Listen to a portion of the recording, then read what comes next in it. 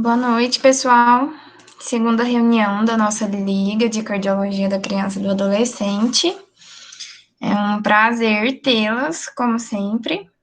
E hoje a gente vai fazer uma mesa de discussão, a gente vai falar um pouco sobre vários temas dentro da cardiopatia congênita acianótica. Então, os temas que a gente vai falar primeiro, a Dani Jacó vai falar sobre a diferença entre cardiopatia cianótica e cianótica. A Carol e a Larissa vai falar sobre comunicação interventricular. A Carol Rodovalho e a Sara vai falar sobre comunicação interatrial.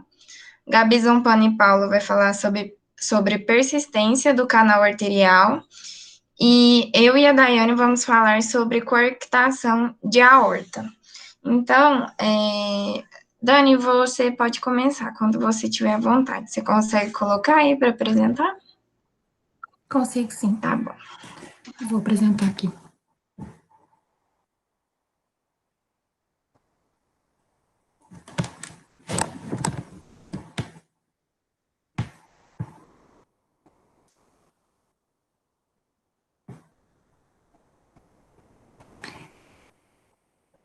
Eu fiz foi um esqueminha para a gente ficar mais fácil de visualizar. Então, primeiro que eu quero falar das cardiopatias congênitas, conceituar, né? O que é? É alteração estrutural do coração ou dos grandes vasos da base que representa significante perda funcional, real ou potencial para o bebê. Assim, a gente pode dividi-las em duas categorias, que são as acianóticas e acianóticas. E essas normalidades podem ser tanto anatômicas como funcionais, mas principalmente elas são anatômicas, como, por exemplo, logo após o nascimento, as derivações da circulação fetal, como o forame oval, o ducto venoso, o ducto arterial, não se fecham para resultar no padrão normal da circulação pulmonar e sistêmica observada no pós-natal. E as diferenças observadas para a gente classificar essas cardiopatias acianóticas e cianóticas é o desvio que ocorre. Assim, os defeitos que resultam em um desvio da esquerda para a direita, a gente classifica ela como acianótica. Porque elas não comprometem a oxigenação do sangue na circulação pulmonar. E com esse desvio, o sangue oxigenado que era pretendido para injeção para a circulação sistêmica, ele é recirculado através do lado direito do coração, que volta para os pulmões. Então, esse volume aumentado distende o lado direito do coração e a circulação pulmonar também é comprometida. E com isso, aumenta a carga do trabalho do lado direito do coração. E uma criança com esse tipo de desvio, ele tem o lado direito hipertrofiado, além dos vasos sanguíneos pulmonares também ficam aumentados, ficam comprometidos. Essa cardiopatia, a gente também classifica ela em normofluxo e hiperfluxo. Então, no hiperfluxo, a gente tem a comunicação interventricular, a comunicação interatrial, a persistência de canal arterial e o defeito do septo atrioventricular. E no normofluxo, a gente tem a coarctação da aorta, estenose pulmonar e a estenose aórtica. Aí, para a gente verificar o tamanho do shunt esquerda-direita, a gente tem essa formulazinha aqui, que é o fluxo pulmonar sobre o fluxo sistêmico. O normal é de 1:1, e com essa cardiopatia pode chegar até 4:1, tanto que fica aumentado esse fluxo pulmonar. Já na cardiopatia cianótica, os defeitos provocam um desvio do sangue do lado direito para o lado esquerdo do coração, no qual resulta, ou também por obstrução do sangue pulmonar. Assim, resulta um sangue desoxigenado que se move do lado direito para o lado esquerdo, e em seguida ele é injetado na circulação sistêmica. E com isso, acarreta o aumento da concentração da hemoglobina desoxigenada, que promove a cianose, né? Que também ela pode ser mais notada nos leitos nugeais e nas membranas das mucosas, essa coloração azulada. devido a essa mistura do sangue venoso com o sangue arterial. Também a gente pode olhar essa hemoglobina quando ela fica 5 gramas por decilitro, ou a saturação de oxigênio ela fica abaixo de 80% nos capilares. Ela também é classificada em hipofluxo, normofluxo e hiperfluxo. No hipofluxo, a gente tem a tetralogia de Fallot, a dupla via de saída do ventrículo direito com estenose pulmonar, tem a atresia da tricúspide e a atresia pulmonar. No normofluxo, a gente tem a transposição das grandes artérias com forame oval, e no hiperfluxo tem a drenagem anômala total das veias pulmonares, a transposição das grandes artérias com o CIV, a dupla saída do VD sem estenose pulmonar e o tronco arterioso. Então, eu queria só dar um geralzão mesmo e falar da principal diferença da cardiopatia cianótica para a acianótica, que é o desvio que acontece de um lado para o outro do coração.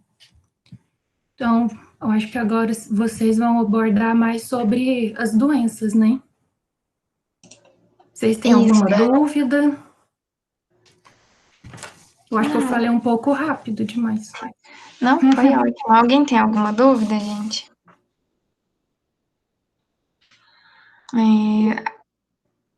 A Carol está pedindo para mandar o mapa mental, tá?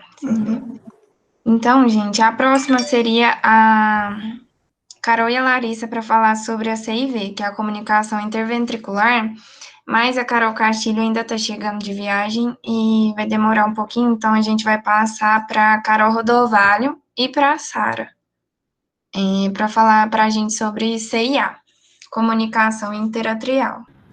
Meninas, tudo certo? Oi, gente, vocês estão me ouvindo? Sim. Vou compartilhar a imagem aqui com vocês.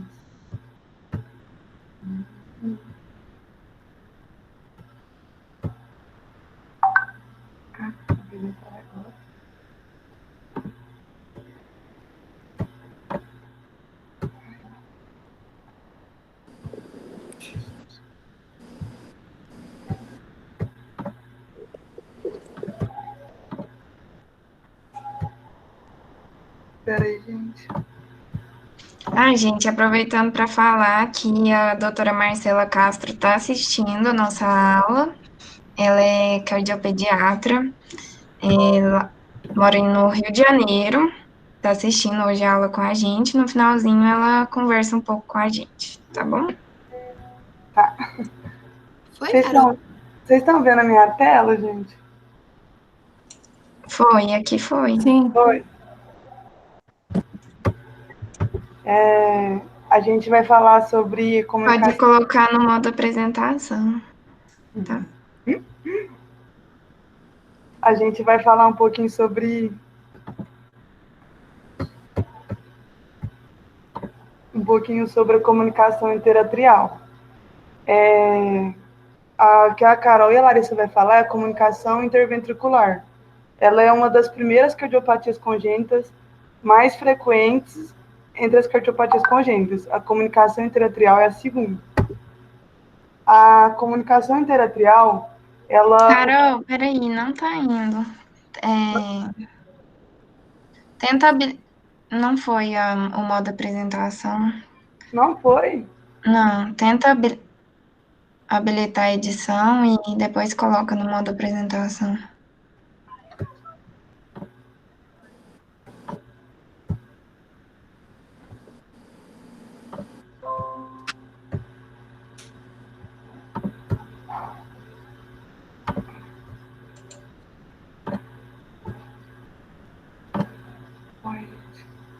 Voltou e tinha...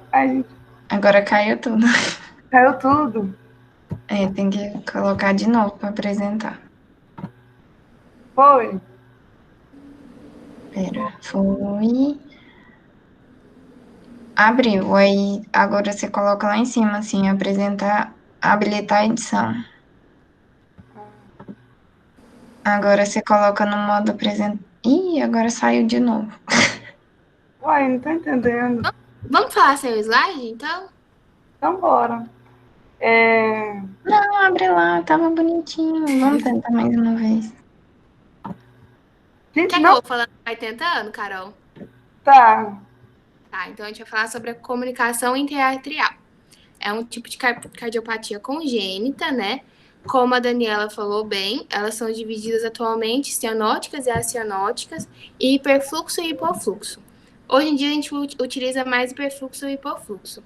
Então a comunicação interatrial é um tipo de hiperfluxo e acianótica. Tá, o que é a comunicação interatrial? É um defeito do septo interatrial que permite o fluxo passar do átrio para um outro átrio. O mais comum é passar do átrio esquerdo para o átrio direito, mas pode ser que aconteça de ser tão severa que o shunt seja do direito para o esquerdo, tá? Elas são divididas em 4 tipos, a depender da localização da comunicação interatrial. Você conseguiu aí, Carol? Consegui. Tá, então vamos aqui. Você vai falando, eu vou passando de acordo com o que você fala, tá bom?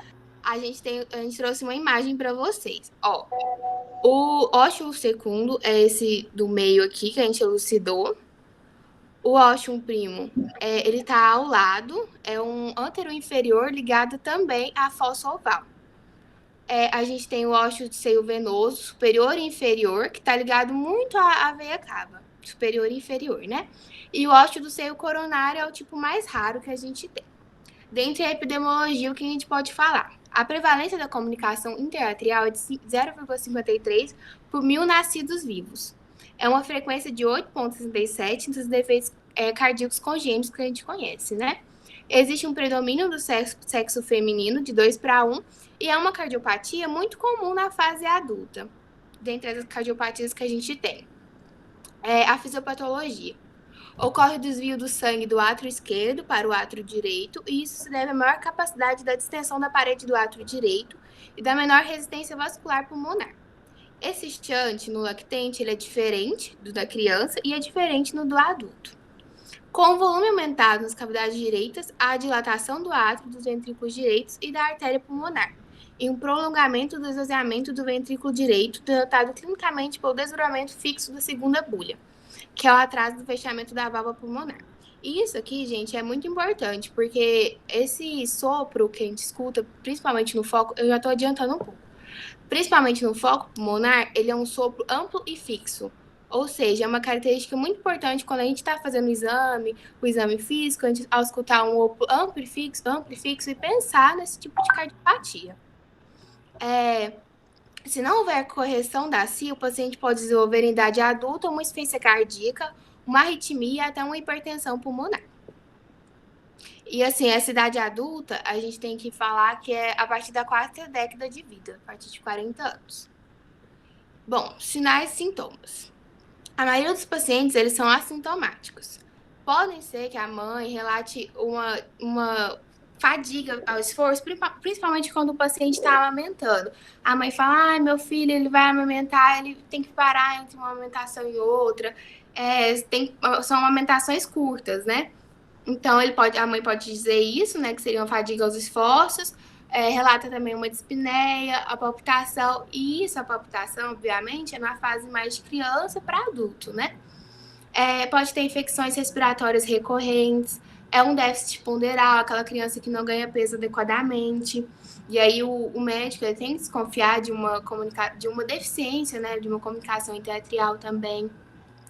Como eu já disse, a insuficiência cardíaca, principalmente na 4ª década de vida, e o desdobramento fixo e amplo da segunda bulha é típico dessa anomalia, e ocorre pelo retardo do esvaziamento do ventrículo esquerdo. O sopro é audível mais no foco pulmonar. E esse desdobramento amplo e fixo é quando a gente fala, quando o paciente respira e não muda, sabe? Ele mantém, ele é amplo e fixo, como o próprio nome diz. O diagnóstico, o exame físico, um eletro, radiografia de tórax, o ecocardiograma, que é o padrão ouro. Assim, o que se utiliza mesmo é o eco transtorácico e, em alguns casos, utiliza o transesofágico. Bom, agora a gente já vamos falar sobre as formas de tratamento, né? A gente tem o fechamento espontâneo, não é frequente em defeitos maiores que 8 milímetros, que o paciente até 2 anos de idade ele fecha espontaneamente, se não tiver nenhum quadro clínico, né?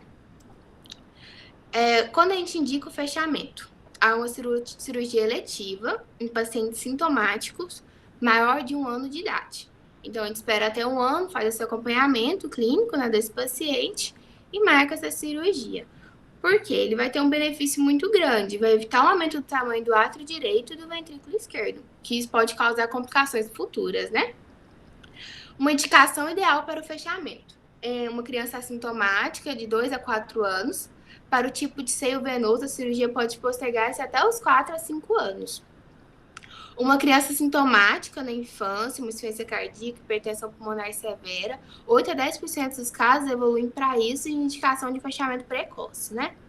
Uma criança diagnosticada após a idade ideal é indicado fechamento eletivo, independentemente da idade. Entretanto, se apresenta sobrecarga volumétrica direita e a residência vascular pulmonar esteja em níveis de operabilidade. O método de fechamento, a gente tem o cirúrgico e endovascular, que eu não vou falar muito. Travou. Você quer falar um pouco, Carol? Agora a gente trouxe as imagens. o ecocardiograma. Esse é um eco, ó. Você colocar a seta para mim, Carol? Aqui, ó, o átrio direito e o átrio esquerdo está elucidado. A gente tem, olha, a comunicação interatrial do átrio esquerdo. Dá para perceber. Vocês estão vendo? Na próxima imagem dá para perceber melhor. Você passa, Carol? Ó, o átrio direito, o átrio esquerdo. A gente pode perceber o átrio direito bastante dilatado.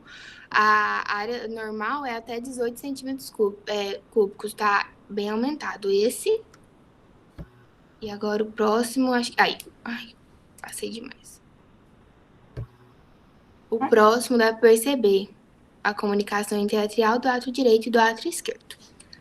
Bom, por coincidência, hoje eu atendi um paciente, a gente terminou, mas eu vou contar um relato de caso à parte. A gente colocou isso daí só para elucidar, mas depois a gente manda no grupo, né? Por coincidência, eu já atendi um paciente com uma comunicação interatrial diagnosticado durante uma puericultura. O médico auscultou um sopro, solicitou um eco e o eco veio presença de ósseo secundo. Chegou até nós somente para pedir o encaminhamento para o cardiopediatra acompanhar.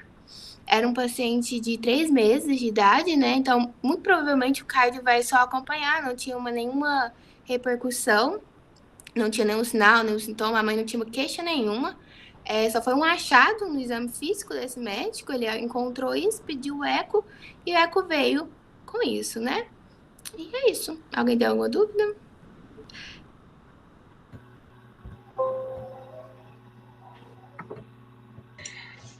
Gente, alguém tem alguma dúvida para perguntar às meninas? Não, tranquilo. Então, agora... deixa eu abrir aqui. Agora a gente vai passar para a apresentação da Paula e da Gabi Zumpano, que é sobre persistência do canal arterial. Eu vou compartilhar aqui.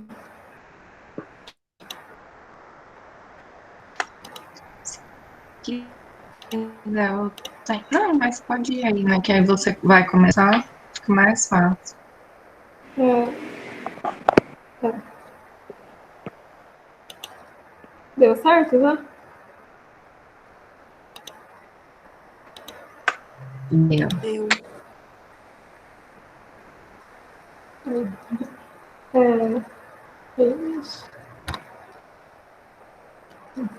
Então, a gente vai falar sobre a persistência do canal arterial, que também é uma cardiopatia congênita.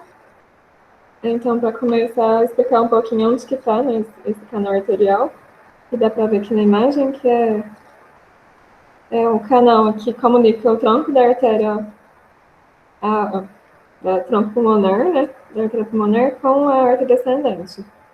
E ele está presente no feto, né, na vida intrauterina, porque é essencial para desviar cerca de 60% do débito cardíaco da artéria pulmonar para a aorta descendente. Porque quando na circulação fetal, os pulmões não funcionam como funcionam fora do útero, né? Então acaba que A sobrecarga que vai para os pulmões é bem alta, então precisa ter esse canal para não sobrecarregar os pulmões. A epidemiologia corresponde de 5 a 10% das cardiopatias congênitas. A incidência é de 1 para cada 500 nascimentos. E aí eu achei que é porque tem muito subdiagnóstico, então acaba que a 500 seria o certo, né? E é mais comum também no sexo feminino. E o canal arterial, a gente tem o resquício dele na vida adulta, né, que é o ligamento arterial, então ele tem que fechar. O fechamento funcional dele é na vida, depois de 12 a 15 horas de vida, né, que ele para de passar sangue lá funcionando, que é o funcionamento. E fica permanente de 5 a 7 dias, sendo que alguns bebês ficam até o 21º dia com ele aberto ainda. E nos prematuros, né, quanto mais prematuro o neném nascer, mais tempo esse canal vai ficar aberto. E os fatores que promovem esse fechamento estão relacionados com a passagem de sangue lá nesse canal. Se o sangue está passando, então ele está nutrindo as células. E quando para de passar, quando os pulmões, na vida extrauterina, né, que o pulmão começa a funcionar e começa a ter troca gasosa, então o fluxo no canal arterial vai diminuir. E isso contribui para obliterar o canal. A diminuição da produção de prostaglandina também, porque a prostaglandina é um vasodilatador, e na vida extrauterina essa produção diminui. Muitas pesquisas falam que esse canal arterial permanece aberto por causa da produção de prostaglandina. Então, se diminui a produção, ele vai fechando, reduz a sensibilidade de prostaglandina e aumenta a pressão parcial do oxigênio, que foi isso que eu falei, que é quando os pulmões começam a funcionar direitinho, né? Aí, enfim, o sangue começa a ser mais precisado no pulmão. Aí que tá falando também de novo que quando aumenta a concentração de oxigênio, reduz os níveis de prostaglandinas, e isso acarreta a redução do fluxo sanguíneo na parede do canal, que vai ajudar na oclusão do canal arterial. Bom, e a persistência do canal arterial acarreta várias alterações na hemodinâmica, que prejudicam a circulação sistêmica e pulmonar do recém-nascido. E quanto maior for esse calibre do canal arterial, mais sintomas o bebê vai ter. Os principais sintomas são sobre o cardíaco, ataque cardíaco, o precorde hiperdinâmico, o aumento da amplitude do pulso e a deterioração do quadro respiratório. E o diagnóstico, assim como nas outras cardiopatias, o ecocardiograma é padrão ouro e é preferencialmente realizado entre o primeiro e o terceiro dia de vida. E aí, falou que quanto maior o calibre, né, então é considerado grande calibre quando é maior de 2 milímetros ou maior de 1,5 milímetros. E o médico também pode pedir algum outro exame complementar, se ele quiser, mas não é necessário, porque pelo ecocardiograma dá para saber certinho.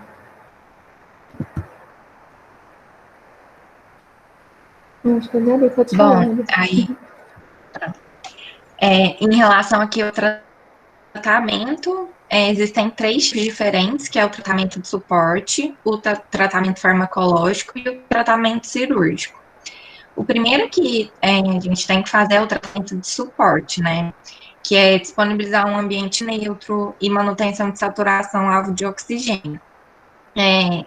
Com isso, a gente vai causar diminuição... Não, peraí, gente. Ai, fico nervosa para apresentar até para vocês. Isso. Para causar diminuição da demanda da função ventricular esquerda.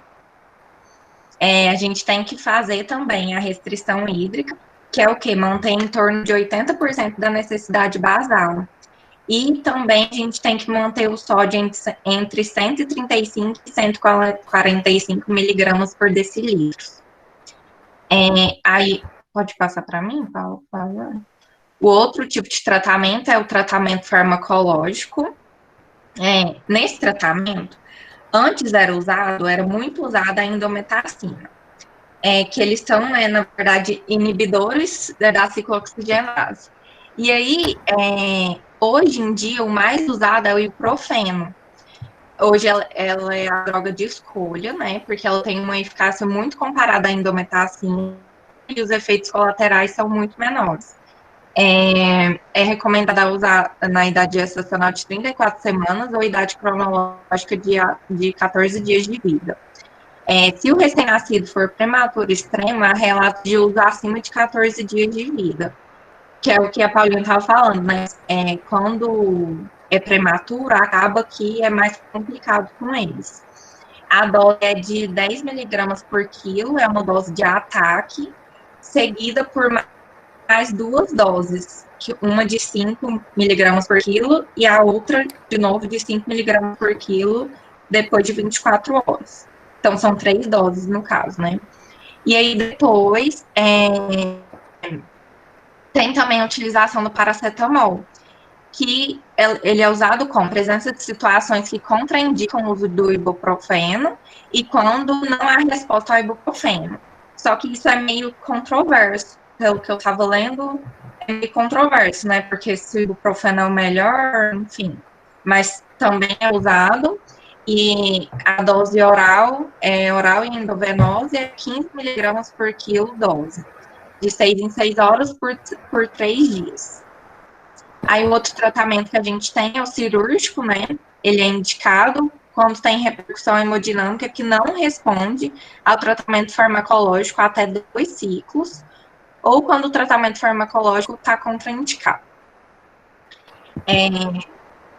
Aí aqui, eu achei um relato de caso bem diferente, né? Que, na verdade, geralmente a gente vê em recém-nascido, ou um recém-nascido prematuro, é algo mais comum assim, né?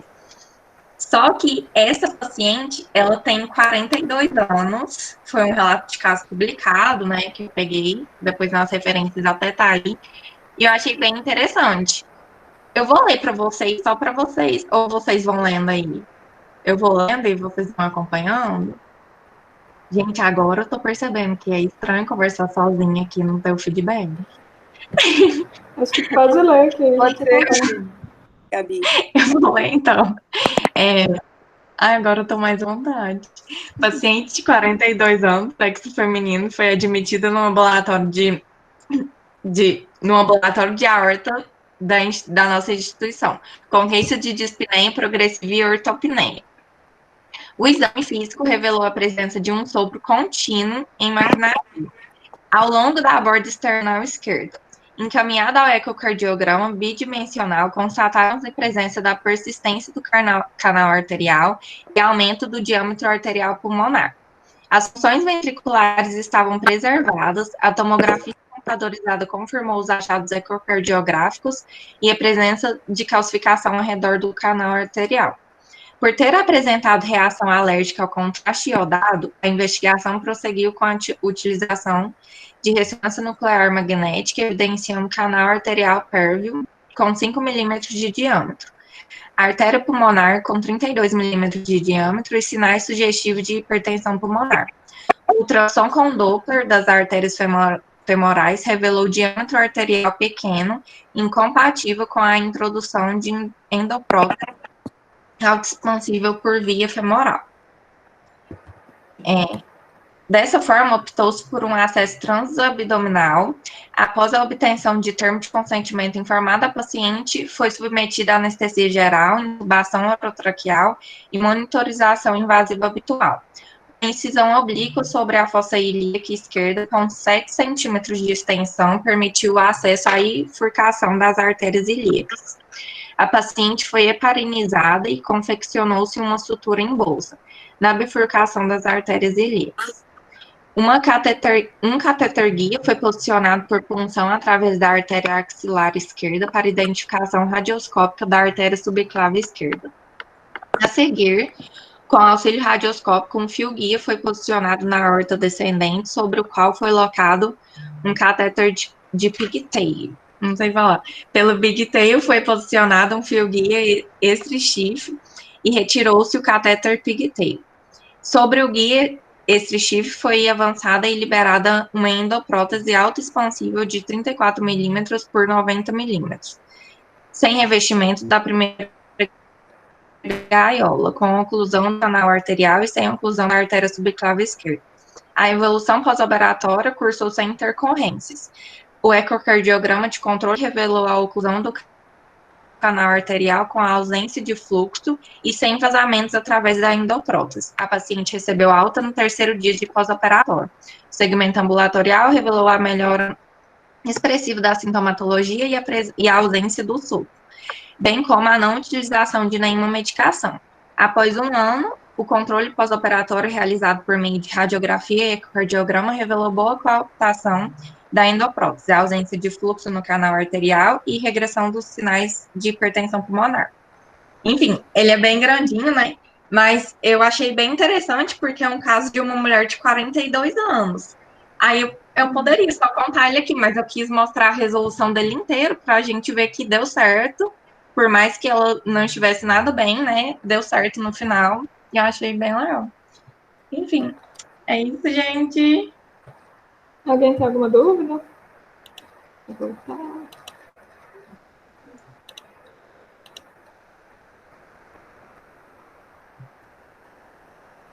Sem dúvidas. Acho que não tem dúvidas. Carol, Larissa, vocês querem apresentar o próximo agora? Por mim pode ser. Carol, você já está preparada aí?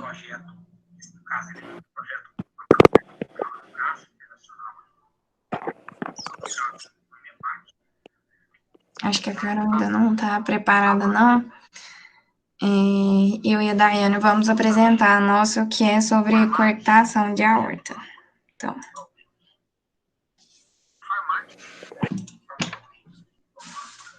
Bora, Dai. Bora.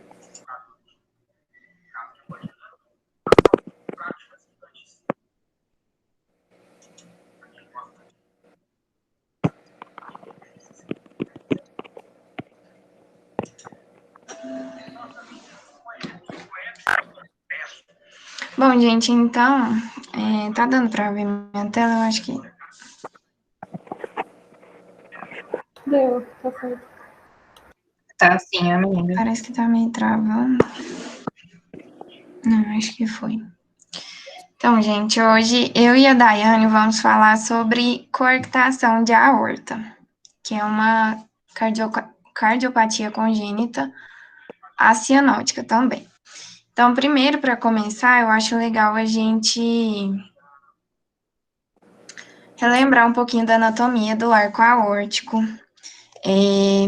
Aqui a gente imagina, né, que tem um coração, então a aorta, ela sai do ventrículo esquerdo, ascendendo como a aorta ascendente, e aqui no arco transverso sobem vasos para os membros superiores, para a cabeça.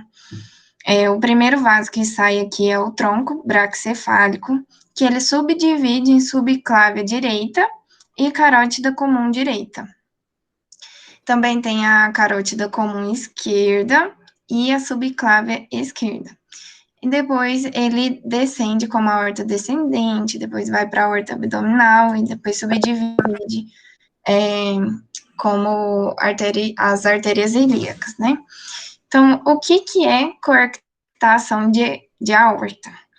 A coarctação de aorta é uma interrupção do fluxo sanguíneo, ela pode acontecer em qualquer ponto da aorta. Ela acontece desde aqui do arco transverso até a bifurcação aqui das artérias ilíacas, direita e esquerda.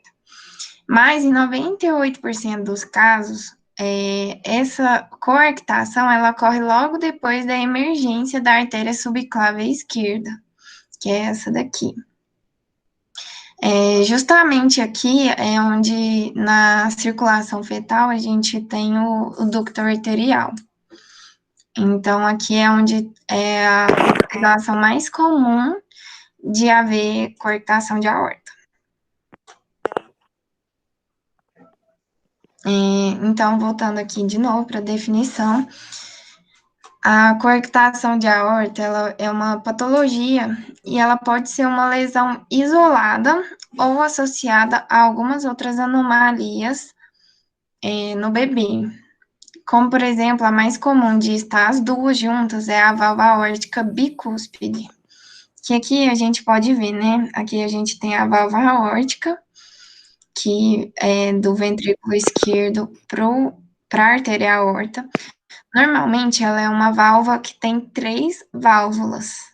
Só que nessa patologia, nessa condição, ela é uma válvula bicúspide. E isso não é legal, foge da normalidade e deixa a válvula mais propensa a sofrer complicações por causa do fluxo sanguíneo, ocasionando algumas lesões, por exemplo. Esse tipo de malformação ela é 2 vezes mais comum no sexo masculino, meninos, mas também ela é muito frequente em meninas com síndrome de Turner. Então, 70% das meninas com síndrome de Turner com coarctação aorta vão ter válvula aórtica bicúspide associada. Então, é muito importante a gente investigar sempre que acha um, procurar o outro, para fazer o diagnóstico mais precoce possível e realizar o acompanhamento. Então, aqui tem uma imagenzinha bem legal para a gente entender a fisiopatologia. Então, como eu disse, ela é um estreitamento da artéria aorta, pode acontecer em qualquer ponto. A gente fala que ela é uma cardiopatia acianótica, porque o sangue venoso, ele não vai misturar com o sangue arterial e vai para a circulação sistêmica. Então, a gente não considera uma cardiopatia acianótica.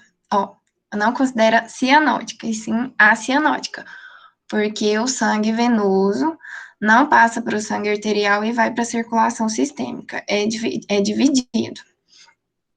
A coarctação de aorta também é uma patologia que ela é mais sobrecarga de pressão do que de volume. Então, nela não vai ter hiperfluxo pulmonar, como nas outras cardiopatias, como a CIV e a CIA, porque o hiperfluxo pulmonar, ele acontece quando aumenta o fluxo sanguíneo para os pulmões. Então, nesse caso, tem alguém com o microfone aberto? Daiane, liga seu microfone. Eu acho. Então, não tem hiperfluxo pulmonar, não vai aumentar o fluxo sanguíneo para os pulmões, como nas outras cardiopatias. No entanto, a gente vai ter, por esse estreitamento aqui, fica bem claro que o sangue não vai passar direito para a aorta descendente, não vai ser distribuída nos membros inferiores. Então, a gente vai ter déficit de pulsos nos membros inferiores. E, consequentemente, como o fluxo vai continuar vindo e não vai passar para os membros inferiores, ele vai ser distribuído para os membros superiores, como a cabeça, os braços, e isso vai causar hipertensão, pode causar, né, hipertensão nos membros superiores. Além disso, como a gente consegue imaginar, né? Porque como vai ter esse estreitamento, vai sobrecarregar muita pressão no ventrículo esquerdo. E isso pode causar uma hipertensão venosa pulmonar, porque aqui a gente tem as veias pulmonares trazendo o sangue do pulmão e chegando aqui no coração esquerdo, e como esse sangue ele não vai conseguir ir adequadamente distribuído para a circulação sistêmica, não vai ser possível drenar efetivamente os pulmões. Então, esse pulmão ele vai ficar congestionado, vai causar uma hipertensão venosa pulmonar, que a gente chama de congestão pulmonar. Nos casos mais graves, esse pulmão vai ficar encharcado a ponto de causar um edema agudo de pulmão na criança. Agora é a Dai. Gente, a Isa vai continuar passando slide, porque eu tô sem Daí, seu volume tá muito baixo. Ah, não, saiu o meu que tá baixo aqui, desculpa.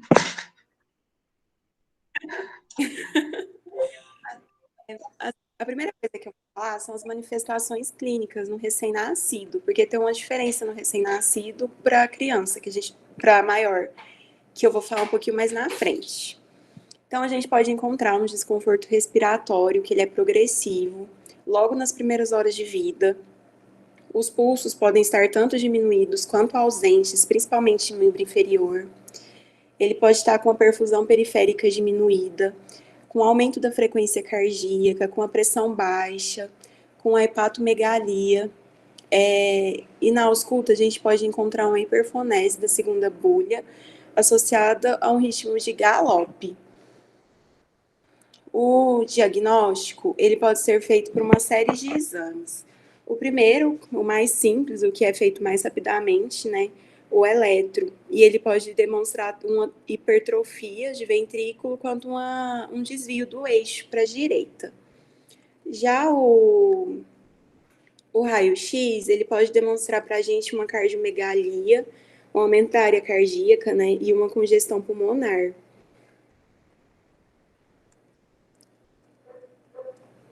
O ecocardiograma, ele vai definir com maior precisão o local e em qual local da aorta e qual a extensão dessa coarctação. E ele também pode detectar se tiver alguma outra malformação, alguma outra lesão associada. E a tomografia e a ressonância magnética, ela faz uma reconstituição perfeita assim, do caminho da aorta, da anatomia, mas ela só é utilizada por ser um exame mais caro, de mais difícil acesso, só quando os outros exames mesmo estão inconclusivos, quando o eco não foi muito claro no diagnóstico. O tratamento no recém-nascido, ele é feito primeiramente fazendo prostaglandina, porque a gente tem interesse de manter esse canal arterial aberto o maior tempo que a gente puder para restabelecer o fluxo. E é feito com diurético por causa dessa congestão pulmonar e por drogas inotrópicas, porque às vezes o coração está muito grande e não está funcionando direito, né? Está tudo muito congesto. E o mais rápido possível que puder estabilizar essa criança e levar para a cirurgia é realmente o recomendado. E depois é feito o segmento clínico. Tem relatos, muitos assim, de recoarctação de crianças que voltaram a ter, né? E essas crianças, elas podem ser reabordadas através tanto de cateterismo quanto de angioplastia com ou sem stent. Na criança e no adolescente, já muda um pouquinho, principalmente a questão das manifestações, porque a maioria vai ser assintomático. Mas quando apresentam sintomas, os mais comuns podem ser de claudicação intermitente, justamente porque tem um menor fluxo para membro inferior. E os pulsos em membro inferior pode estar tanto diminuído quanto ausente, e pode ter uma hipertensão em membro superior. E o que chama mais atenção é porque vai ter uma diferença da pressão arterial em membro superior para membro inferior. E no exame físico também um desdobramento da segunda bulha e pode ter um sopro de sistólico egestivo e vai ser de grau variável. O tratamento, ele vai ser feito em algumas ocasiões específicas. Quando a gente tem uma criança com hipertensão refratária, que a gente descobre uma coarctação de aorta, aí é recomendado tá fazendo a cirurgia. E principalmente se essa diferença de membro superior e membro inferior for superior a 20 milímetros de mercúrio. E também quando tiver uma redução maior que 50% do lumen da aorta. Os tipos de procedimento vai depender de uma série de fatores, principalmente a idade, se já fez ou não a cirurgia prévia, se tem alguma outra anomalia, alguma outra malformação, alguma outra síndrome associada. e também da complexidade, né, do defeito. Trouxe aqui só algumas complicações mesmo para ilustrar do que pode acontecer tanto no pós-operatório precoce quanto no tardio, sendo que no precoce a gente pode ter uma lesão do nervo frênico, a gente pode ocasionar uma síndrome de Horner, que causa uma pitose, uma miose e uma anidrose decorrente da disfunção dessa produção simpática, principalmente cervical. A gente pode provocar até uma isquemia medular, levando a paraplegia, e também uma hipertensão paradoxal. Então, por isso que a gente tem que seguir bem as recomendações de quem realmente vai operar, porque não é uma cirurgia totalmente isenta de complicações no pós-operatório. De complicações tardias, a gente também pode ter uma hipertensão sistêmica residual, e pelo que a gente encontrou na literatura, 40% a 60% dos casos vão apresentar hipertensão refratária mesmo após o tratamento.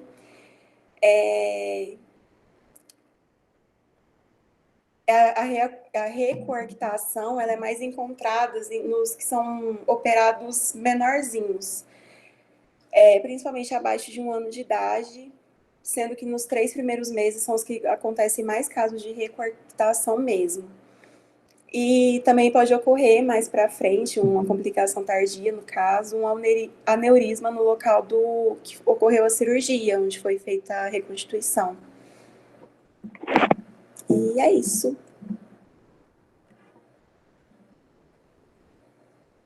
Alguém tem alguma dúvida?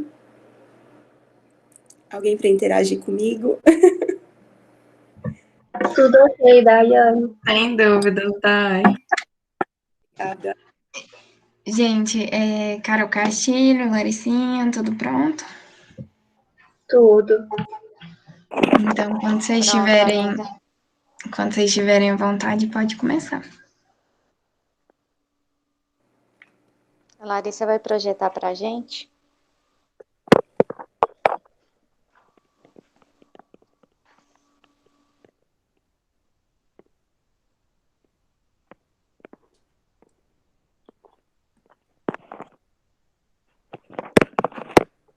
Então, a gente pegou o tema de comunicação interventricular e para estar falando sobre o tema, a gente decidiu jogar esse tema num relato de caso.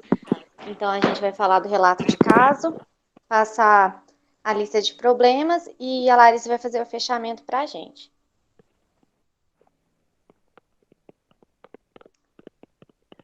O caso é um recém-nascido a termo, do sexo feminino, é pequena para a idade gestacional. 2 kg, 590. A mãe relatou que durante a gestação ela teve infecção de trato urinário. Gente, vocês estão me escutando? Sim. Beleza. Ela teve infecção do trato urinário, em que foi adequadamente tratada e teve uma anemia não tratada. A mãe afirmou que o recém-nascido não apresentou nenhuma alteração digna de nota até o 1º mês de vida. Quando começou a ficar gradativamente mais cansada, chorando, desmotivadamente, durante o choro apresentava uma dispneia, porém a mãe negou cianose. Aos 2 meses de idade, ela iniciou um quadro de tosse sem febre e uma dispneia progressiva, e pelo que ela teve uma internação devido a essa dispneia. Foi iniciado o uso de antibiótico terapia endovenosa e ela necessitou de uma intubação, drogas vasoativas e uma hemotransfusão.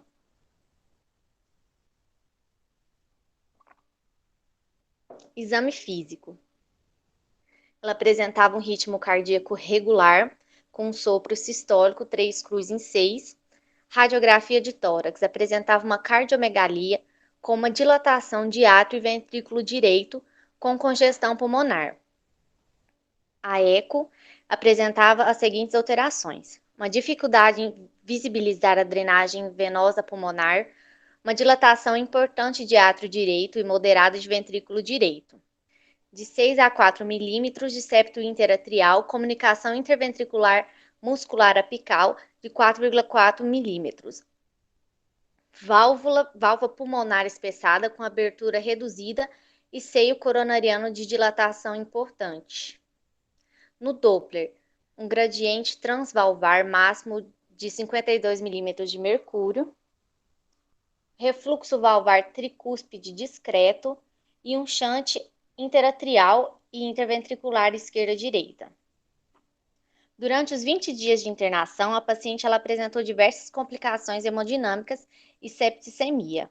Sua medicação de manutenção era modificada todos os dias.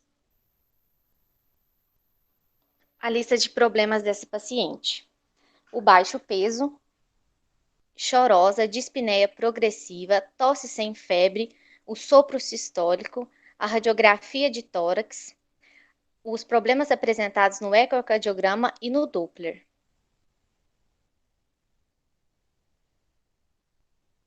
O fechamento do caso. De primeira, a hipótese diagnóstica era uma comunicação interatrial do tipo seio coronário ou uma drenagem anômala pulmonar para seio coronariano. Mas quando essa paciente ficou estável e foi transferido para um outro serviço de saúde, ela realizou uma nova ecocardiografia que fechou o diagnóstico dela em comunicação interventricular e insuficiência tricúspide moderada.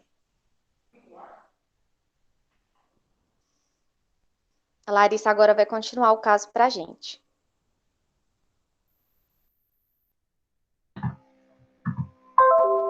Estão me ouvindo, gente? Sim. Então, apesar desse relato de caso não mostrar a idade da criança e ter algumas, como que eu falo, informações que não foram apresentadas, como histórico familiar e muitas coisas, o que eu e a Carol queríamos trazer para vocês, mas seria os sinais e sintomas que foram apresentados.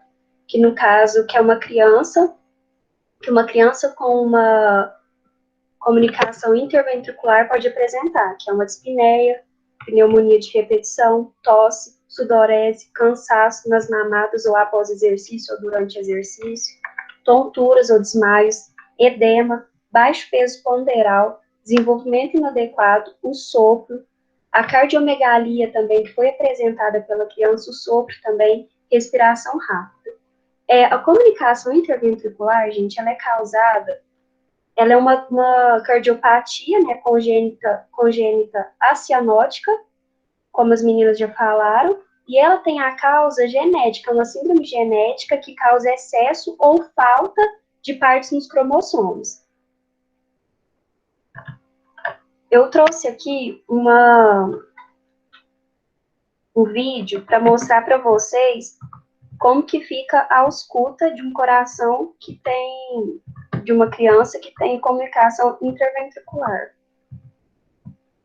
É um sopro bem rude, porque há um volume, eu vou explicar ali na fisiopatologia, que há um volume, uma passagem de volume do átrio, gente, eu não consigo ver isso aqui não.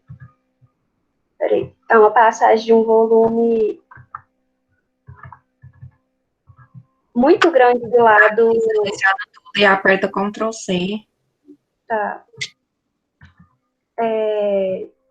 Uma passagem de um volume muito grande do lado esquerdo para o lado direito. Por isso que o sopro ele fica muito rude, dá para perceber bastante. A cada 1,07 segundos, um novo usuário acessa o Riz.com e começa a criar o seu site. Olá, pessoal. Eu sou o Dr. Marçal e sejam bem-vindos ao blog NetT.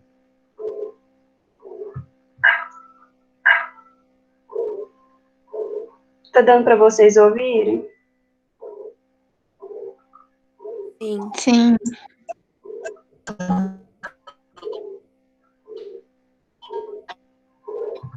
Então, ele é um sopro muito rude e ele apresenta na sístole inteira, durante toda a sístole.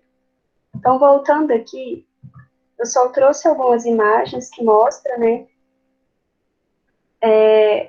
os ventrículos aumentados de um coração que tem essa comunicação, uma criança tossindo e uma que já recém-nascida que apresenta as doenças cardiopatias congênitas. Aqui da fisiologia, fisiopatologia, a gente tem que entender que o ventrículo esquerdo, ele tem maior pressão. E se ele tem maior pressão, com essa comunicação intraventricular, o sangue vai passar do lado esquerdo para o lado direito. E desse lado direito, o sangue vai ser ejetado vai ser ejetado do átrio esquerdo para o ventrículo direito, para a artéria aorta e para a artéria pulmonar. E esse sangue, que já foi oxigenado, que estava do lado esquerdo, vai voltar para o pulmão, para os pulmões, e volta para o lado esquerdo. Assim, vai ter uma sobrecarga do trabalho do coração a cada batimento. Além disso, há uma dilatação do ventrículo direito e átrio direito, devido a essa congestão pulmonar, né, que causa hipertensão pulmonar também. Nos pulmões, essa sobrecarga de sangue, ela aumenta a pressão, como eu falei, o que pode lesionar permanentemente as paredes das artérias pulmonares com o passar do tempo. É o que apresentou também a criança. A criança, ela apresentou uma dilatação do átrio direito e do ventrículo direito. Em relação ao tratamento, a maioria das crianças, elas não precisam serem tratadas, porque a maioria dessa abertura, que é esse canal de comunicação entre os ventrículos, eles vão fechar espontaneamente. E a intervenção, ela vai depender da gravidade. Se o orifício for pequeno, a maioria das crianças não tem manifestação. Se é muito grande, vai ter várias manifestações graves e a intervenção vai ter que ser precoce. Vale lembrar também que esse tipo de cardiopatia não tem medicamento ou tratamento que vão diminuir o orifício. É realmente acompanhar e esperar fechar. E dependendo da gravidade, como eu falei, é uma intervenção precoce. Aí tem que fazer a cirurgia, que no caso é um retalho de pericárdio de origem bovina ou materiais sintéticos, como Dacron ou PTFE.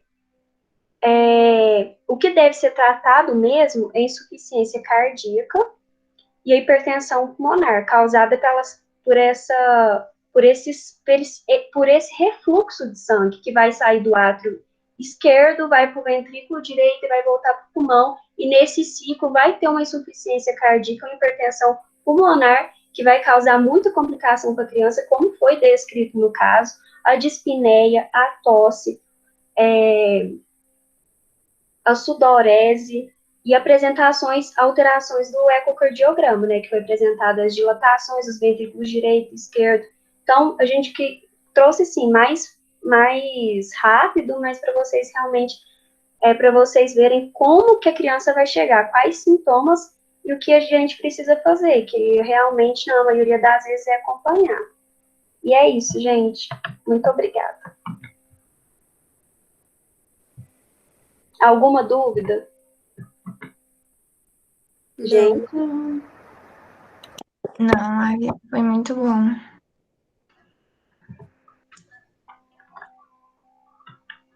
Gente, muito legal as apresentações. Doutora Marcela, tá online aí? Não, amiga, sem dúvidas. Tô sim. Quer conversar um pouquinho com as meninas? Quero. Porque olha só, eu tô com a minha filha aqui, então, tipo agora, que ela estava comendo pasta de dente. Então, deixa eu sentar aqui e dar uma atividade para ela. Vem cá, minha filha, vem cá. Eu quero fazer uns comentários com vocês. A doutora Cíntia tá aí? Tem alguma responsável com vocês aí? Então, Marcela, a doutora Cíntia não conseguiu assistir a aula hoje porque ela pegou um plantão às 19. E aí ela não vai conseguir assistir hoje. Entendi. Não, tá bom. Só para ver se ela queria falar alguma coisa, eu vou comentar com vocês algumas coisas. Filha, senta aqui para ler livro. Deixa eu ligar minha câmera aqui para vocês me verem. O estado que eu tô. Que eu acabei de voltar da academia.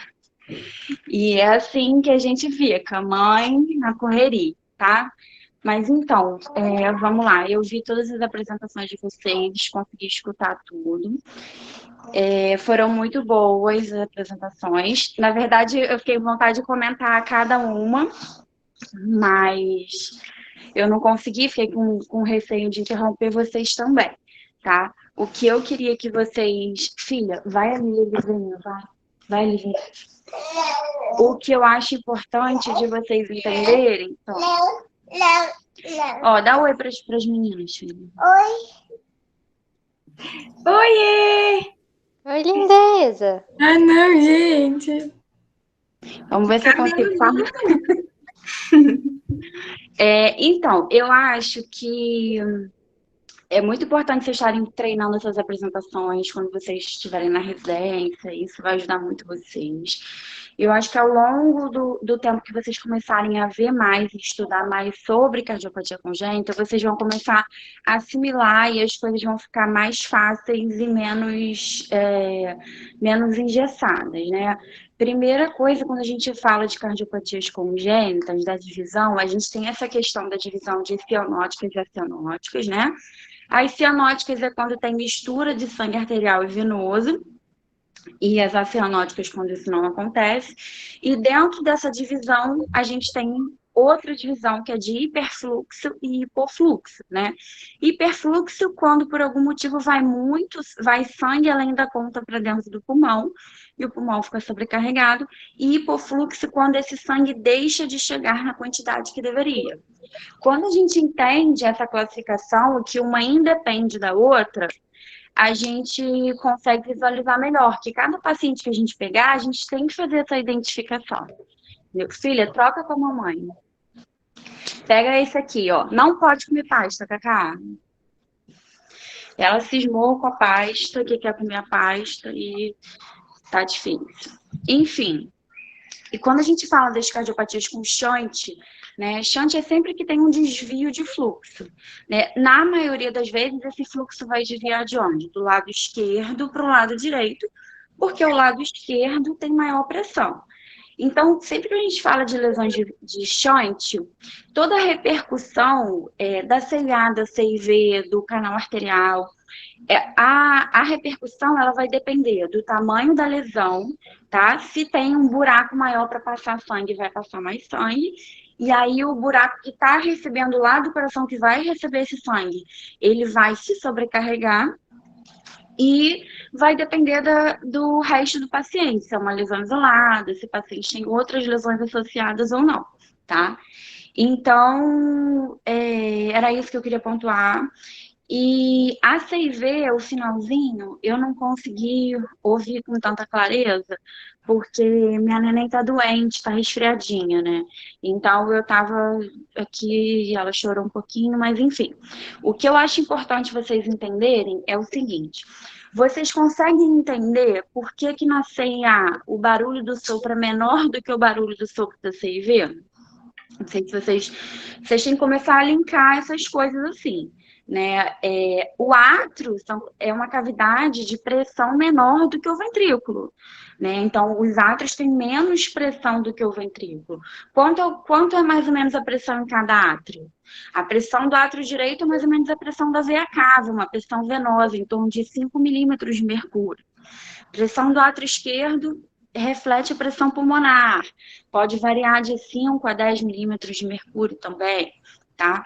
E aí, quando a gente vai para o ventrículo, essa pressão aumenta um pouquinho, e a pressão ventricular vai refletir a pressão no ventrículo direito, vai refletir a pressão do pulmão, e a pressão do ventrículo esquerdo vai refletir a pressão da aorta, tá? Então, a pressão do ventrículo direito, ela pode ser normalmente em torno de 15 a 20 milímetros de mercúrio, que é mais ou menos a pressão normal do pulmão.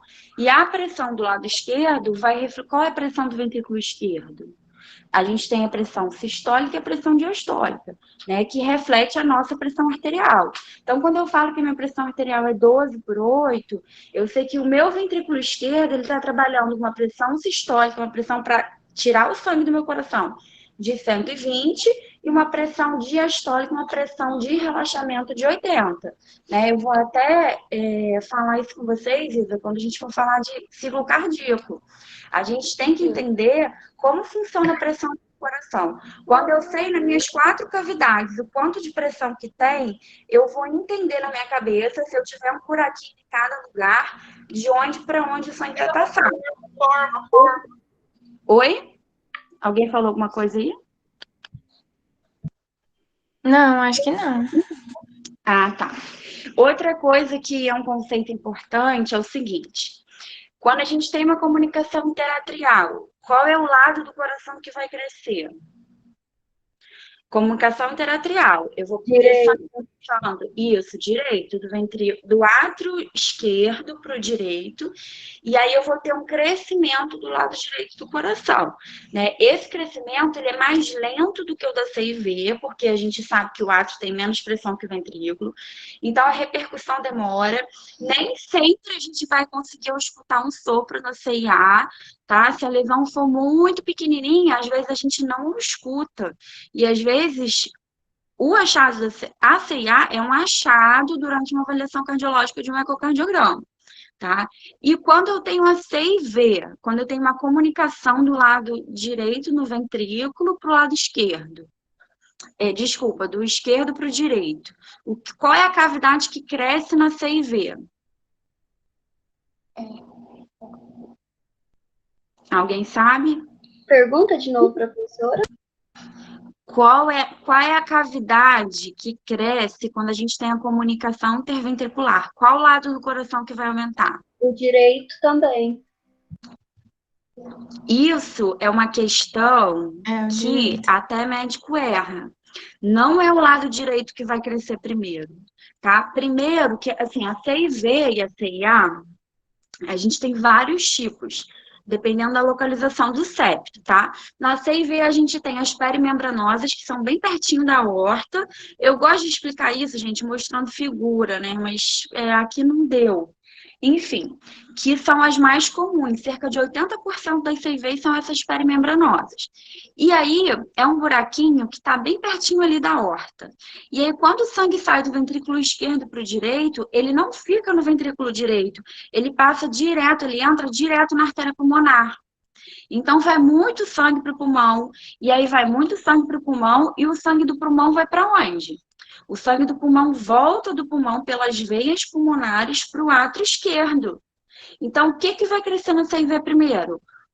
O lado esquerdo, porque eu tenho um aumento do retorno venoso pulmonar para o átrio esquerdo, o ventrículo esquerdo vai crescer, tá? O ventrículo esquerdo vai receber mais sangue que vem do átrio esquerdo, que vem da artéria pulmonar. A gente só tem crescimento de ventrículo direito na CIV, quando essa CIV é uma CIV muscular muito pertinho da ponta do coração, e aí quando a gente tem um buraquinho maior, que fica muito sangue dentro do ventrículo direito, mas geralmente esse sangue não fica ali, ele vai logo para a artéria pulmonar. Professora, então foi no caso. Então aconteceu isso no relato de caso, né? Porque no relato de caso da criança que a gente apresentou, ela tinha uma dilatação do átrio direito e do ventrículo direito. Então, eu não escutei os detalhes, mas, assim, do que eu escutei, eu não sei se foi isso. Primeiro ela teve um diagnóstico de CIA, lembra? Foi isso? E depois que fechou como CIV, eu entendi errado? Foi isso Então, mesmo. primeiro eles devem ter pensado em CIA porque a cavidade direita era grande. Eu não vi a localização dessa CIV do seu caso. Tá? É o que eu falei, CIVs que são muito na pontinha, isso pode acontecer. Mas ocorre principalmente quando a gente tem hipertensão pulmonar. Tinha hipertensão pulmonar, no caso? Tinha. Então, quando a gente tem pressão do pulmão aumentada, a cavidade direita cresce. Por quê? O ventrículo direito está ali e a artéria pulmonar está saindo. O ventrículo direito ele vai sempre refletir a pressão da artéria pulmonar. E aí, o que vai acontecer? Se eu tenho muita pressão na artéria pulmonar, o meu ventrículo direito ele vai ter uma sobrecarga pressórica. Ele vai ter que trabalhar, ele vai ter que contrair contra uma pressão mais alta da artéria pulmonar. Ele vai fazer mais força e ele vai crescer, né? E aí é importante a gente identificar nesse momento se a gente tem um crescimento de cavidade direita de ventrículo direito por hipertrofia ou por dilatação. Geralmente, hipertrofia, se o ventrículo trabalha, tanto o direito e o esquerdo, contra uma pressão maior, o que vai crescer é o músculo. Ele vai ficar gordinho, a parede vai crescer. Se o ventrículo direito ou esquerdo tem uma sobrecarga de volume, ele vai crescer a cavidade de dentro, tá? Então, assim, eu não vi o caso todo. Se vocês quiserem me passar para eu ver e mandar uma explicação para vocês, mas provavelmente foi isso. Mas na CIV, o que cresce primeiro é o lado esquerdo do coração, tá? Professora, é só Oi. porque eu fiquei com dúvida, então. Vai crescer o lado direito e o ventrículo, do ventrículo direito e o átrio esquerdo. Agora, não, na CIV vai crescer primeiro o lado esquerdo do coração, átrio e ventrículo esquerdo. Só cresce o ventrículo direito. Se essa CIV for mais na pontinha do coração, uma CIV grande, tiver uma sobrecarga de volume, mas demora para o VD crescer. O VD só vai crescer se tiver uma hipertensão arterial pulmonar. E por que acontece hipertensão arterial pulmonar na CIV ou na CIA? Muito tempo sem tratar a comunicação, tanto é que a maioria dos casos que eu vi que vocês pegaram são casos de adulto, e aí aquele pulmão, depois de anos sofrendo muito hiperfluxo pulmonar, ele vai começar a ficar com uma resistência aumentada, com uma pressão aumentada, e aí o ventrículo direito vai começar a crescer, tá? E aí o pulmão vai ficar com hipertensão pulmonar, mas a hipertensão pulmonar nas lesões de shunt, já é um diagnóstico, tirando daquelas lesões muito grandes, que já se manifestam na parte neonatal, geralmente um adulto, quando esses adultos não sabem que tem a lesão, e aquele pulmão ficou muito tempo sofrendo alteração. Então, a nossa é porque é muito grave mesmo, porque é uma bebê de 2 meses, né? Eu acho que não deu nem a idade dela, mas é mais ou menos uns 3 a 2 meses, e ela teve a hipertensão. E pode ser que seja na pontinha, que nem a senhora falou, e um orifício maior que levou já a hipertensão logo já recém-nascida. Então, me manda o caso, se a Isa quiser me mandar, que aí eu vou olhar, vou ler com calma e mando uma explicação para vocês. Provavelmente deve ser isso. Ou a localização da CIV, mas eu acredito que seja mais por conta do hiperfluxo pulmonar mesmo, que aí fez uma hipertensão arterial pulmonar, tá? Quando a gente tem manifestação em recém-nascido das doenças congênitas, de shunt, geralmente ou porque a lesão é grande, ou porque a criança é prematura, ainda tem uma imaturidade pulmonar ou alguma coisa do tipo, e essa lesão se manifesta mais exacerbadamente.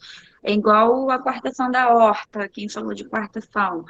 Quando a gente tem, já na fase neonatal, a manifestação dessa coartação, é porque essa coartação provavelmente é grave ou crítica. A aorta está muito apertadinha. E aí as manifestações aparecem logo, tá? Assim como o canal arterial.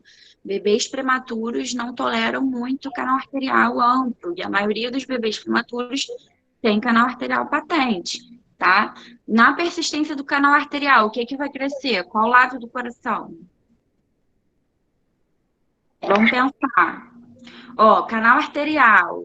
Canal arterial é o ligamento que vai da aorta para pulmonar. Depois que a criança nasce, qual vai ser a direção do shunt? O que tem mais pressão, a aorta ou a pulmonar? A aorta. Então, esse sangue vai ter qual direção? Para pulmonar, vai sair da aorta para pulmonar. Se ele vai sair da aorta e vai entrar dentro da pulmonar, mais sangue dentro da pulmonar. Esse sangue na pulmonar, ele vai para onde? Vai para o átrio direito. Não. Não, é ventrículo direito. O sangue está no pulmão. O sangue saiu da aorta e foi dentro da artéria pulmonar. Quando ele sai da aorta para a artéria pulmonar, ele não cai no ventrículo direito. O ventrículo direito está ejetando. Vai para o átrio esquerdo. Ele vai para o pulmão. Muito sangue no pulmão. Gente, se você fizer o raio-x desse paciente, você vai ter um hiperfluxo, tá? Então, vai ter muito sangue no pulmão. Quando tem muito sangue para o pulmão, qual vai ser a repercussão no coração? As veias pulmonares também vão carregar mais sangue do pulmão e vai mais sangue para qual átrio? O átrio esquerdo e o ventrículo esquerdo. Então, na persistência do canal arterial, a gente tem crescimento de cavidades esquerdas.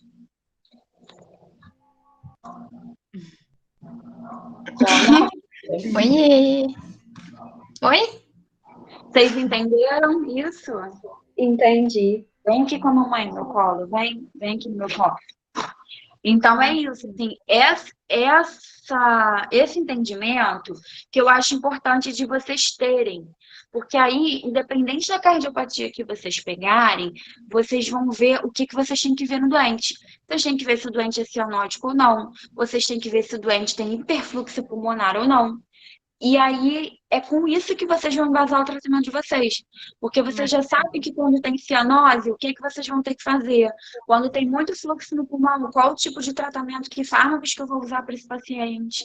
Então, por isso que é importante. Então, às vezes, vocês podem não conhecer a cardiopatia, se é uma cardiopatia complexa, uma cardiopatia nova para vocês. Se vocês conseguirem entender a hemodinâmica e o que está acontecendo ali, isso já norteia vocês um pouquinho, tá? Quanto ao tratamento daquele paciente. Então, assim, a minha vontade era entrar depois de cada aulinha e ir pontuando. Mas, assim, como eu não sabia se a preceptora de vocês estava aqui, eu não quis tomar a frente de nada, e também não quis interromper vocês, eu deixei para comentar tudo no final. Mas eu acho que, assim, que o que eu tenho de mais importante para mostrar para vocês é esse entendimento. Vocês precisam entender a hemodinâmica dos fluxos. Da onde para onde que vai, se vai de um lado para o outro, dependendo da região, qual parte do coração que vai crescer, se vai ter muito ou pouco fluxo para o pulmão, se o sangue vai estar sendo oxigenado ou não. Isso que é importante. E entender que na parte neonatal, quando as doenças cardiológicas se manifestam desde a época neonatal, geralmente são doenças que tendem a ser mais graves, tá? Porque tem paciente de CIA, de CIV, de canal arterial, que vai ter repercussão logo assignada. Tem paciente que a gente acompanha em ambulatório até conseguir fazer procedimentos seletivamente para poder fechar essas cavidades, e algumas fecham espontaneamente, tá? Então, acho que, assim, basicamente é isso. Se vocês quiserem me mandar o caso da CIV para eu ver especificamente, me manda que eu comento para vocês. Quando a gente faz qualquer diagnóstico na vida adulta, geralmente são pessoas que não tiveram acesso ao exame antes, ou nenhum médico se atentou a nenhum detalhe, e aí essa pessoa geralmente já tem muita repercussão, e é por isso que a gente indica hoje, né, a gente não os guidelines, porque o guideline brasileiro, ele poupa muito dinheiro, ele tem que pensar no SUS, ele tem que pensar que ele não pode gastar dinheiro. E o europeu, o italiano, geralmente eles solicitam mais exames, eles fazem mais intervenção. Então, o ecocardiograma hoje, ele não é indicado de rotina. Só que hoje, os estudiosos da cardiologia pediátrica, a gente indica que mesmo que a criança não tenha sintoma nenhum, não tem história de nada, que pelo menos na primeira infância seja realizado um ecocardiograma. Porque existem doenças que são silenciosas. Às vezes uma CIA não vai dar sintoma nenhum. Às vezes um canal arterial pérvio pequeno não vai dar sintoma nenhum na infância. Mas canal a gente geralmente escuta sopro, então a gente vai suspeitar. CIA pode não soprar, válvula aórtica bicúspide pode não soprar, tumores cardíacos, dependendo da localização, podem não ter repercussão nenhuma. Então, são todas patologias, inclusive as doenças de miocárdio.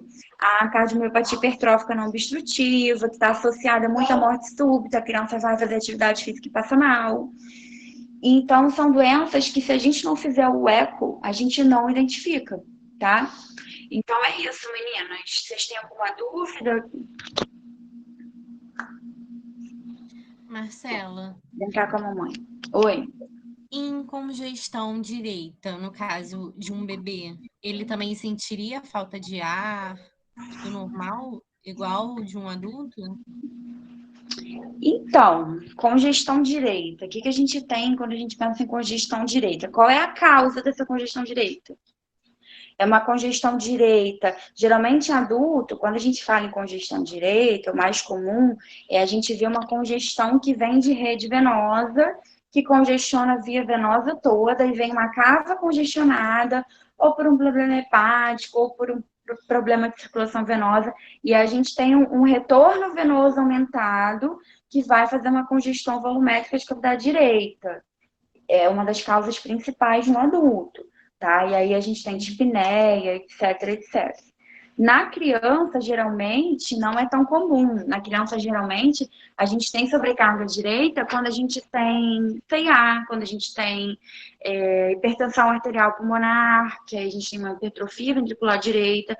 E aí é o que eu falei para vocês têm que identificar se essa sobrecarga é de volume ou de pressão, tá? Então, se você perguntar para mim, sobrecarga direita, você tem que me falar, sobrecarga direita é o quê? De volume, de pressão, e qual é a causa dessa sobrecarga. Que aí, cada etiologia, eu vou ter uma manifestação. Entendi. Entendeu? Ela tá fazendo penteado em mim, gente. Cabeleireira Leila. Linda. Acho que quem perguntou foi a Gessiane. Ela não sei se ela entendeu. Entendi. Obrigada. Foi a Jace do nosso grupo? Foi. Tô aqui. Tudo bem? Enfim, eu acho que assim, a discussão foi muito válida. Eu acho que esse é o início assim, de vocês terem contato inicial com a cardiopatia, né? O ideal das ligas, eu acho que vocês poderiam acompanhar um ambulatório de cardiologia pediátrica. Se vocês fossem do Rio, eu teria maior prazer em receber todos vocês. Adoro mostrar, ensinar. Hoje no hospital, eu trabalho no hospital que a JAF é o hospital escola lá da faculdade da JAF, né? Então, eu sempre recebo muitos alunos, mesmo eu não estando hoje como preceptora direta da faculdade, né? Mas em breve devo estar voltando, porque a gente não consegue ficar muito tempo fora do ensino. Então, como eu contei para vocês, eu vou começar projeto de mestrado. Tem projeto de novas faculdades abrindo no Rio. E aí também a minha equipe está recebendo convite para estar vendo essa parte da cardiologia.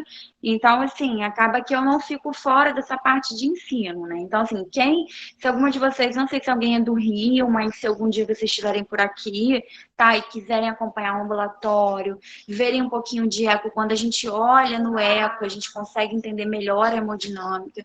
Então, assim, eu estou disponível para vocês, para tirar dúvida. Vocês também têm uma preceptora ótima, né? Que é a doutora Cíntia. Eu estava falando com a Isa hoje. A Cíntia fez pós de ecopediátrico comigo. Eu não sei se ela vai lembrar de mim, porque era muita gente na turma, enfim. Ela lembrou, Marcela. Ela falou que tinha muita carioca na sala, mas ela lembrou. E assim, foi o que eu te falei, né? Eu fiz na minha turma, tinha o meu grupinho lá de amigas cariocas, né? Então, a gente esperava após para se encontrar. Então, a gente meio que assim, ficou uma panelinha ali, sabe? Aquele grude, quando a gente encontra as amigas, a gente só quer ficar ali. Então, era mais ou menos isso. Aí eu não conseguia conversar com todo mundo, né? Mas eu lembro da Cíntia assim, tá? Então é isso. Se vocês quiserem tirar dúvida. Eu tenho a gente vai fazer, né, a próxima aula. Eu vou até te convidar também, ver se você tem disponibilidade para assistir com a gente. Mas tem alguma sugestão para a gente melhorar para a próxima aula? Olha, a próxima aula é cianóticas, né? É mais complexa. Eu acho que vocês têm que montar a aulinha e no final da aulinha, cada uma chegar e discutir um pouquinho sobre o que vai falar com a preceptora de vocês, tá? Sentar e falar, porque às vezes ela em um minutinho consegue desenhar para vocês alguma coisa, dar uma explicação breve que às vezes clareia né? Porque, assim, quando a gente vê isso todo dia na prática, é uma coisa. Quando a gente está lendo no livro, às vezes fica uma coisa muito virtual, sabe?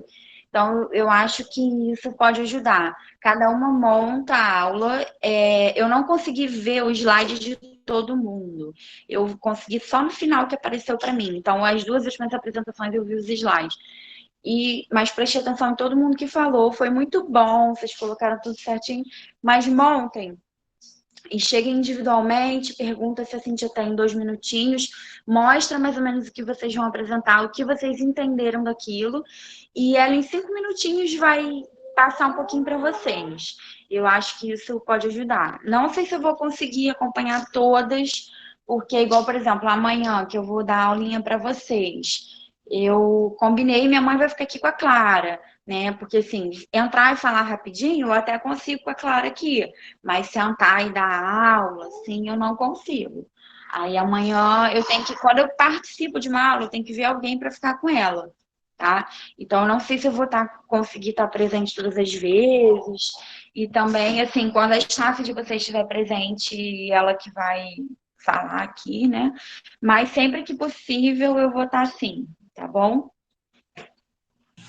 Tá bom, muito obrigada. E amanhã a gente vai participar também da sua aula de ciclo cardíaco.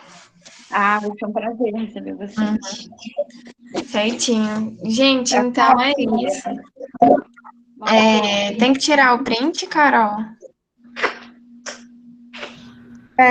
Eu queria que todo mundo ligasse a câmera. Tem que ligar a câmera, porque agora tem que ligar a câmera para poder validar. Ai. Todo mundo lindo. 3, 2, 1 e X. Peraí, deixa eu ver se deu certo, gente. Eu esqueci. Peraí, cara, não deu tempo nem da gente preparar. Eu sou muito alto. De novo, só mais um. Aí, ficou todo mundo bonito. Ai. Obrigada, gente. Certinho, muito obrigada. Gente, muito obrigada, viu? Com Deus. Desculpa qualquer coisa. Obrigada.